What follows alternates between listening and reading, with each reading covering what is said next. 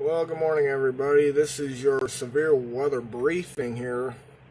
We're talking about a very active severe weather pattern starting today and lasting into the middle of this week. And we're even going to take a look at some other weather across the central and high plains.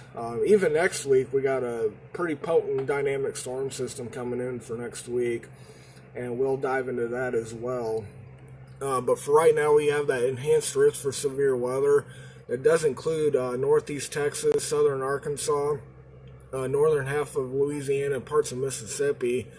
It does include Dallas, Alexandria, Shreveport, and Jackson in Mississippi.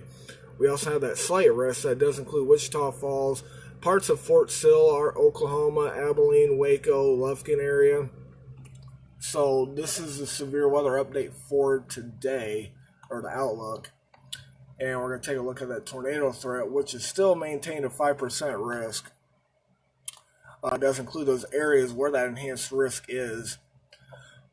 But we did have a little bit of a change in the other outlook, which is the wind threat. And we have that 30% hatched risk in that black shaded area where very strong damaging winds are very likely with any storms that do develop. And we also have that very large hail threat that's also a hatched risk, and that does include Wichita Falls, Abilene, and just near Midland to the east. So these areas could see very large damaging hail as we go throughout the day today. And then we're going to take a look at tomorrow's outlook, which is an even greater threat. It's still actually one of the enhanced risk, but we have that enhanced risk from southern Mississippi, Alabama, Georgia, and South Carolina. And then we're going to take a look at the tornado threat, which is a 10%. It's not a hatched risk yet. We'll see if anything changes with that, but it's definitely there. And then your wind threat is a 30%. And then your hail threat is a 15%. And then we're going to take a look at Wednesday, which is the middle of this week. And we still got that enhanced risk and now it includes northern central parts of Alabama, Georgia, parts of North Carolina, and Tennessee. And that's a 30% risk. We're going to see if anything changes with that one, if they actually update any of the probabilistical outlook here. And then we're going to go to, let's see, we're going to look at some fire weather here because that is also another big concern in the forecast. We have that critical fire danger to elevated fire danger, which does include eastern Montana, parts of North Dakota, Wyoming. A good portion of South Dakota is in that elevated fire weather risk. A good portion of Nebraska, Colorado, and even into Kansas. And we're getting that critical fire danger here that does include Cheyenne, Wyoming. So these areas here, you got to be very aware because we also got wind alerts for this area as well. And we're going to take a look at that here momentarily. But the current day 2 fire outlook is pretty large in 2 different areas. We got South Dakota, Nebraska, Wyoming, Colorado, Kansas, and then we go far as down southwest into New Mexico and Texas, where it's a critical fire danger. So we got very dry conditions, and we got that heightened wind, the heightened of the wind, that's going to create very hazardous fire conditions if we're not careful in those areas. And then the day 3 to 8 outlook for critical fire danger pretty well stacked here across from Texas, New Mexico, Oklahoma, Texas, Kansas, Colorado. This whole entire area is at critical fire danger. So if we're and we got a lot of wind alerts too, and we're going to take a look at that as well. Let's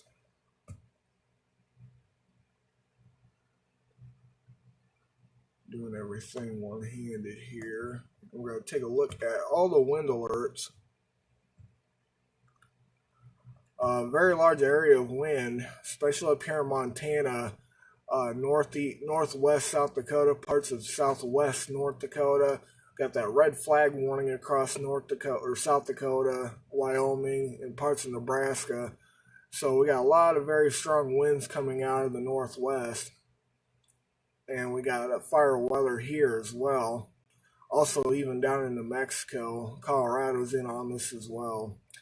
So we have a lot of weather to talk about, and we are going to see if we can get GFS rolling here. And we're going to talk about, here we go. Here's your 500 millibar jet streak winds. I want to point this out because of this week coming up. Got a bit of a dip in the jet stream here, and that's actually going to be in response to our storm system for our Wednesday coming up. We're supposed to have some rain and snow for our area, so that's going to be associated with that. And then we're going to continue to go ahead and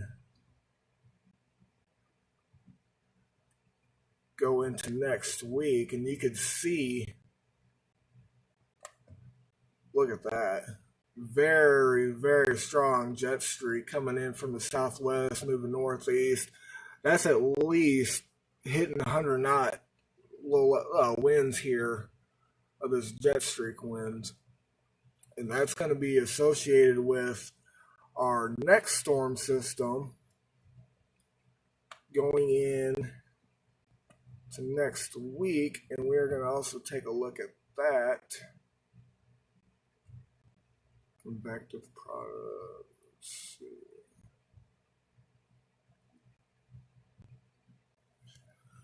So basically, we're going to go back here in time.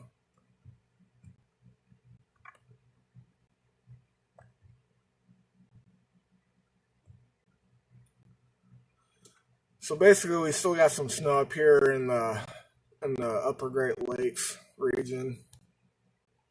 And then we're going to go take a look at 30 hours out. We've got some rain and snow